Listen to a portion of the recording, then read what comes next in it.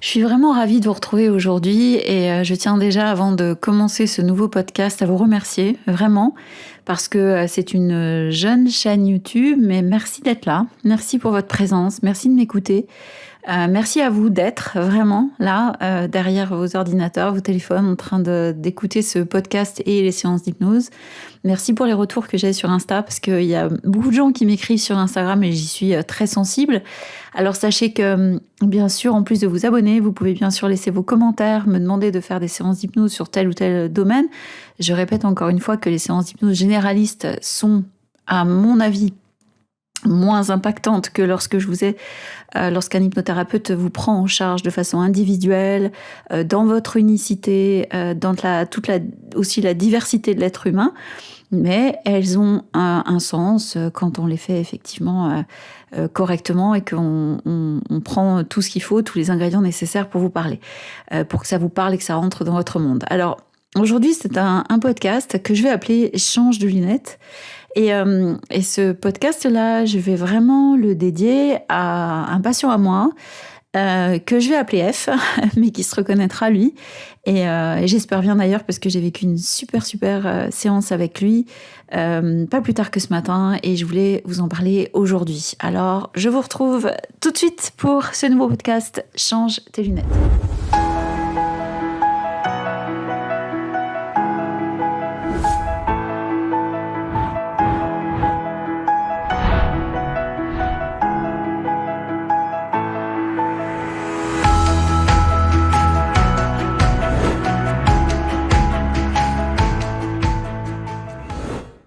Je suis Frédérique Lesourd, je suis hypnothérapeute et j'aide les gens passionnés par le développement personnel et par l'hypnose à devenir eux aussi des hypnothérapeutes gagnants.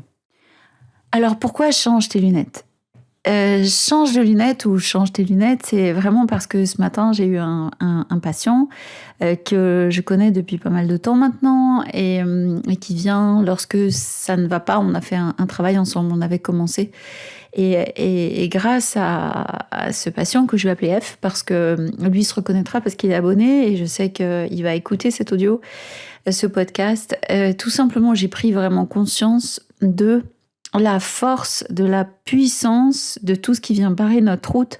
Et au-delà de ce podcast sur l'ego que j'ai déjà fait, auquel je vous renvoie, et cet ego qui nous raconte des choses de nous, qui nous ramène vers la peur, qui nous dit ou tu n'y arriveras pas, ou qui nous laisse des choses dans le corps qui sont désagréables, des sentiments désagréables. Là, vraiment, je vais parler d'auto-sabotage.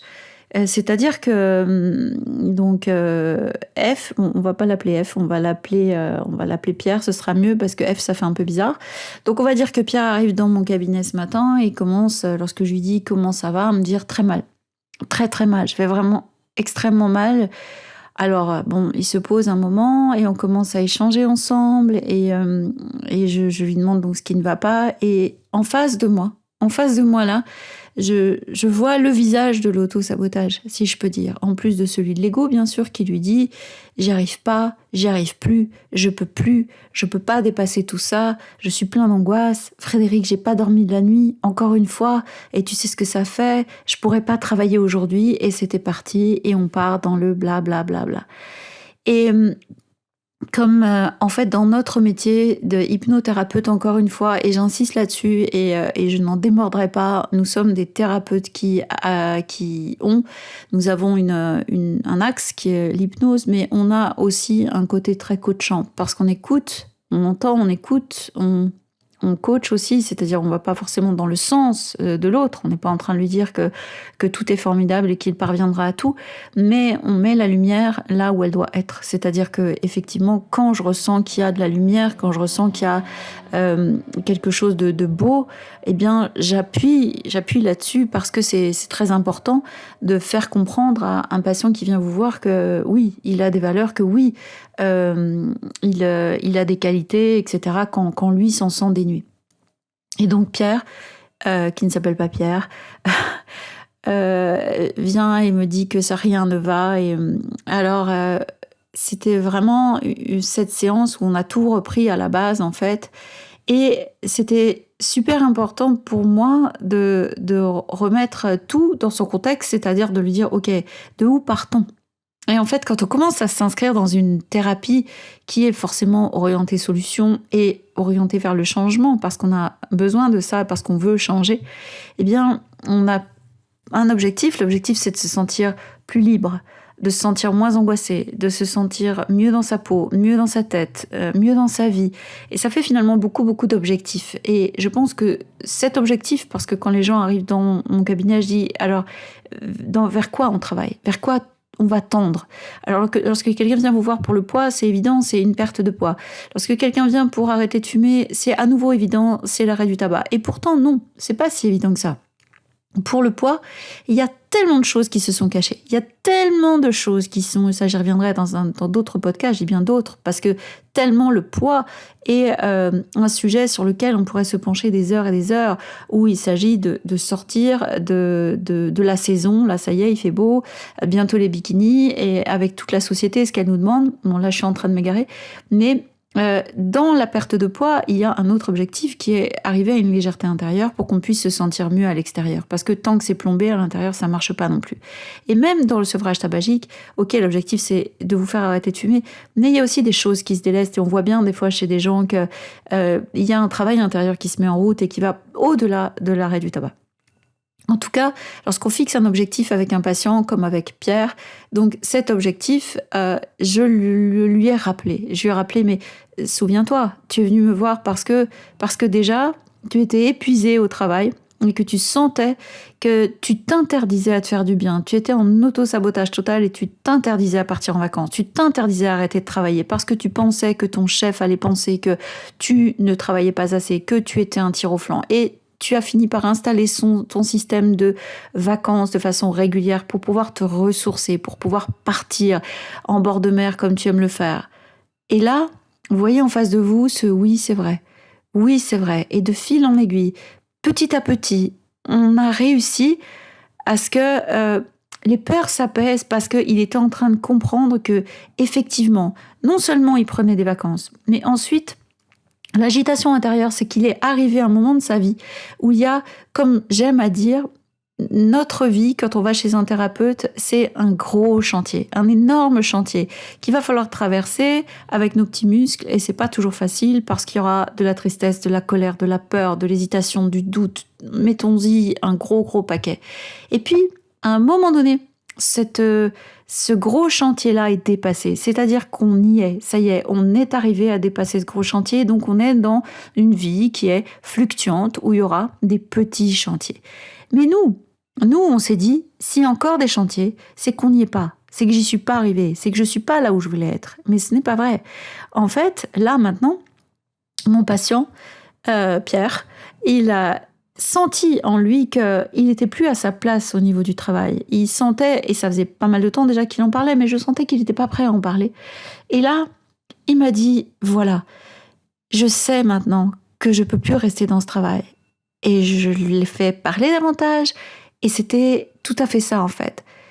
Change de lunettes. À un moment donné, il s'est mis à parler avec son intérieur, c'est-à-dire que tout est sorti, tout était limpide. Je sais que j'ai envie vraiment profondément d'aller dans une autre direction, d'exercer une autre profession qui est celle de, voilà, et je sais que je peux le faire. Et après le je sais que je peux le faire, où en fait durant les 2-3 minutes où il s'est exprimé et où tout est sorti, c'est-à-dire où la lumière était en train de jaillir, où c'est ce que j'appelle le moi supérieur, où tout notre être est en train de parler, c'est-à-dire que c'est l'intuition, la part créative de nous, cette chose qui sait qu'on ne va pas lâcher. Mais derrière ça, il a rajouté un « oui mais ». Dans ce oui mais, il y a « j'ai peur de ne pas y arriver, je pense que ça va être trop compliqué, je ne sais pas si je pourrai avoir 2 fonctions au début, je ne sais pas si ce sera jouable, j'ai peur de me planter ». Change de lunettes. À partir du moment où vous avez senti, à partir du moment où vous sentez qu'en vous-même, il y a quelque chose qui est en train de jaillir. Une fois que j'ai travaillé le gros chantier, une fois que je suis arrivée au petit chantier, parce que changer de boulot, c'est pas une petite chose, mais par rapport à ce qu'on a pu déjà faire au préalable, c'est-à-dire se poser avec soi, se respecter sa façon de vivre, respecter les temps de pause dont on a besoin, respecter des tas de choses comme ça, alors effectivement, oui, déjà le gros chantier est fait. Après viennent des chantiers comme ça qui se placent, par exemple, changer de travail. Et là, forcément, on va se cogner à d'autres résistances qui sont t'y arriveras pas, etc. Mais si vous laissez, vous donnez la possibilité de mettre les bonnes lunettes. Si vous vous donnez la possibilité de vous dire, ok, qu'est-ce que je veux en fait? Je mets les lunettes du moi supérieur. Les lunettes du moi supérieur disent je veux changer de boulot. On retire les lunettes, on met les autres lunettes qui sont plus sombres avec des verres fumés qui disent oh là là là là, ça va être compliqué. Oh là là, comment tu vas faire? Ok, et je rechange de lunettes et je sens en moi ce moi supérieur qui bouillonne, qui dit ok, si tu chausses ces lunettes-là, laisse-moi faire. Laisse-moi faire, ça veut pas dire que j'ai rien à faire, ça veut dire laisse-moi te guider de l'intérieur. Je vais te montrer que c'est possible, je vais te montrer que c'est jouable. Et là, sentez bien tout l'élan de vie que j'aime moi aussi, parce que nous, en tant que thérapeute, on est comme les autres. Et moi aussi, j'ai par exemple professionnellement, je suis passée de prof à hypnothérapeute et moi aussi j'ai dû choisir entre les deux. Et c'est ce que j'ai dit à Pierre ce matin, je lui ai dit je sais ce que ça te coûte, mais tu sais exactement aussi que laisser ton projet sur le bord de la route, ça va te coûter aussi. Et ce sont des choses qui peuvent donner des regrets des dizaines et des dizaines d'années plus tard. Oui, il y a un choix à faire et oui, on peut le faire si on met les bonnes lunettes. En mettant les bonnes lunettes qui n'ont pas de verre fumé, qui nous permettent de voir la clarté, on ressent aussi ça en moi. C'est une évidence. C'est une évidence que je peux faire tout ce que j'ai décidé de faire, tout ce qui est bien évidemment jouable, réalisable, je peux le faire. Alors j'ai vu son visage s'illuminer et je l'ai entendu me dire « Mais c'est vrai que depuis que je viens te voir, en fait, j'ai fait un grand parcours. » Oui, je confirme. C'est vrai que depuis que je viens te voir, il y a des choses qui bougent. Oui, je confirme. Mais des fois, on a besoin de ce tout petit switch, en fait, cette importance de parler à nouveau à quelqu'un, notamment à son thérapeute, pour voir qu'effectivement, sentir et ressentir, tu peux t'apaiser. Regarde, suis cet être lumineux qui est en toi, que j'aime appeler le moi supérieur. Suis cet être-là. Je vis ça aussi. C'est pour ça que ça m'a tellement interpellée avec les stagiaires quand ils commencent et puis qu'ils disent ça va être dur, je sais pas si j'arriverai à faire l'anamnèse comme ça, ou je sais pas si j'arriverai à faire des inductions, est-ce que j'arriverai à faire des protocoles sans texte? Oui, tu vas y arriver. Tu vas y arriver parce que tu sais très bien à l'intérieur de toi que c'est logé quelque part, que c'est là, que c'est plus fort que tout le reste. Et alors c'est ça que je vous invite à faire. Vraiment, qui que vous soyez, quoi que soient vos rêves, quels que soient vos objectifs, gardez à l'esprit, et une séance d'hypnose va suivre, gardez à l'intérieur de vous la lumière, la part lumineuse qui vient vous chercher, qui vient de temps en temps nous secouer, même nous dire « je suis là », sauf qu'elle est tellement poussiéreuse que des fois on la suit plus, et que par conséquent on laisse la voix de l'ego, la voix de l'auto-sabotage, la voix de la tristesse, la voix de la colère, la voix de j'en ai marre et je lâche tout », et même pire, ça peut donner aussi un désespoir tel que ça nous mène à une espèce de déprime, à une envie de je fais plus rien et c'est tout, je lâche l'affaire. Non, restez sur l'intérieur. À l'intérieur, ça ne ment pas. À l'intérieur, ça ne triche pas. À l'intérieur, vous savez, c'est comme un élan du cœur. Et encore une fois, grâce à Pierre, je fais ce podcast qui va après donner lieu à une séance d'hypnose. Et j'espère, parce que je pense qu'on est tous dans cette situation-là où à un moment donné, on en a marre, où on a l'impression qu'on tourne en rond, qu'on n'y arrive pas, que ça va pas être possible, que allez, va, lâche, ça sert à rien. Non, ça sert à quelque chose. C'est formidable de sentir cet élan de vie, d'être complètement aligné avec soi et de se dire je vais le faire. Je ne sais pas exactement quand ça va arriver, mais je sens en moi que c'est là, sous-jacent, et je vais le faire. Il n'y a rien de plus beau que de voir un patient qui est entré sombre et de le voir sortir beaucoup plus lumineux avec son moi supérieur. Alors c'est vraiment, dans ce court podcast, ce que je souhaite vous transmettre. Changez vos lunettes, changez de lunettes, regardez bien avec les lunettes, les bonnes lunettes qui vous permettent de voir vraiment et de voir la lumière, pas avec les lunettes au verre fumé.